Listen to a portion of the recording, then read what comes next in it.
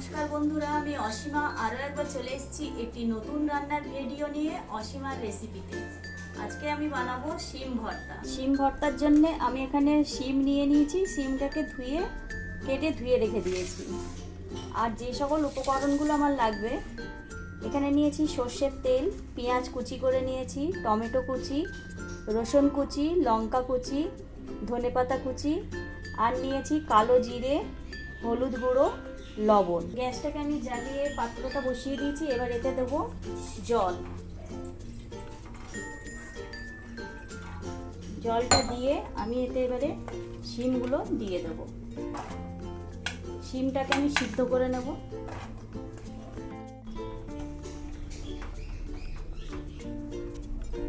এতে দেবো আমি অল্প পরিমাণ লবণ দিয়ে এটাকে আমি ঢাকা দিয়ে দেবো। এবারে ঢাকাটা আমি খুলে দেখে নেব। শিমটা সিদ্ধ হয়ে গেছে, জলটাও টেনে গেছে। এবার আমি গ্যাসটাকে অফ করে দিলাম, দিয়ে এটাকে এবারে আমি নামিয়ে নেব। নামিয়ে এবার এটাকে আমি মেখে নেব। একটু ঠান্ডা হবে, তারপরে আমি এটাকে মেখে নেব। শিম সিদ্ধটাকে আমি এইভাবে মেখে নিয়েছি। এবারে এদিকে আমি কড়া গরম হতে দিয়েছি। কড়া গরম হয়ে গেছে। এবার এর মধ্যে আমি দিয়ে দেবো অল্প একটু সর্ষের তেল।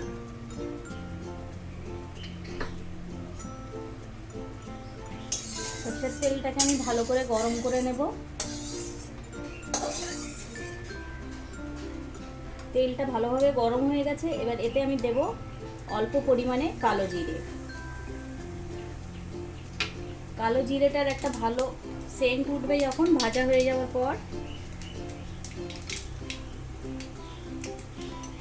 এবার এতে আমি দিয়ে দেব অল্প করে রসুন কুচি। রসুনটা একটু ভেজে নেব, হালকা করে একটু নেড়ে নিলাম। এবারে এতে দেব পেঁয়াজ কুচি।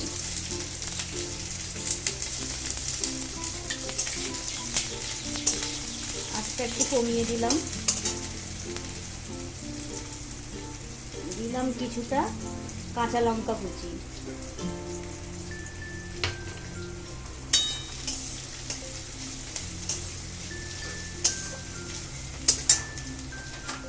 এবার দেবো একটু টমেটো কুচি।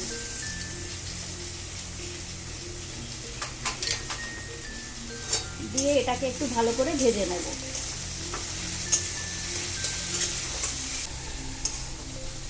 পেঁয়াজ, রসুন, টমেটো, কাঁচা লঙ্কা আমি এইভাবে ভালো করে ভেজে নিয়েছি। এবার এতে আমি দেব, যেহেতু সিদ্ধ করার সময় লবণ দিয়েছিলাম, এতে আর একটু আন্দাজ করে অল্প পরিমাণে লবণ দেব। আর দেব একটু হলুদ গুঁড়ো। দিয়ে এটাকে আমি একটু ভালো করে মিশিয়ে নেব। এটাকে ভালো করে মেশানো হয়ে গেছে। এবার এতে আমি দিয়ে দেব সিদ্ধ করে রাখা শিম।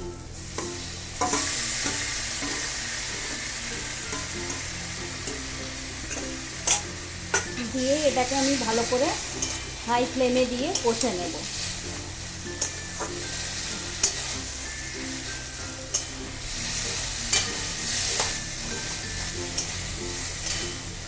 দেখুন, পুরো যে জলটা সিদ্ধ করার সময় ছিল সেটা পুরো টেনে নিয়েছে। এবার এটাকে আমি এর মধ্যে আমি দিয়ে দেবো কুচি করে রাখা ধনেপাতা। দিয়ে এটাকে ভালো করে মিশিয়ে নেব।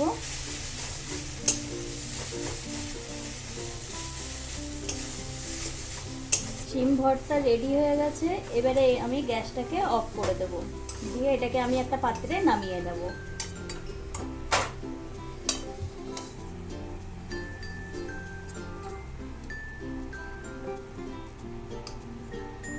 বন্ধুরা, শিম ভর্তাটা যদি ভালো লেগে থাকে তাহলে আপনারা একটি করে লাইক করে দেবেন, এবং নতুন নতুন যদি আরও রেসিপি দেখতে চান তাহলে আমার চ্যানেলটিকে সাবস্ক্রাইব করে রাখবেন।